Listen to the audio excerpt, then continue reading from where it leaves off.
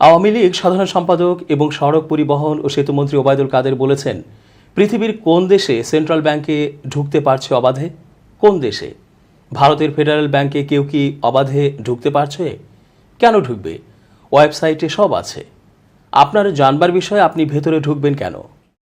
শনিবার দুপুরে আওয়ামী লীগ সভাপতি ধানমন্ডির রাজনৈতিক কার্যালয়ে সংবাদ সম্মেলনে এক প্রশ্নের জবাবে তিনি এসব কথা বলেন।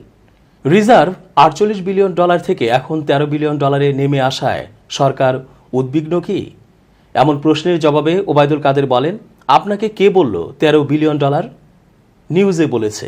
সাংবাদিকদের এমন উত্তরে আওয়ামী লীগের সাধারণ সম্পাদক বলেন, আপনাকে কোন নিউজে বলেছে? আমাদের কাছে হিসাব আছে।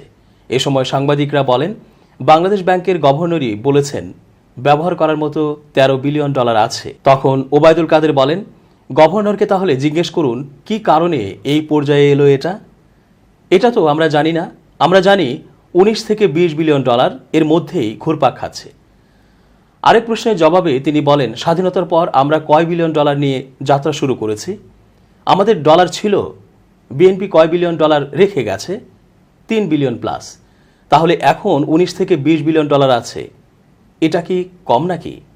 রপ্তানি আয় এখন আমাদের বাড়ছে, রেমিট্যান্সও বাড়ছে। এই মুহূর্তের যে প্রবণতা, এগুলো বাড়লে রিজার্ভও বাড়বে।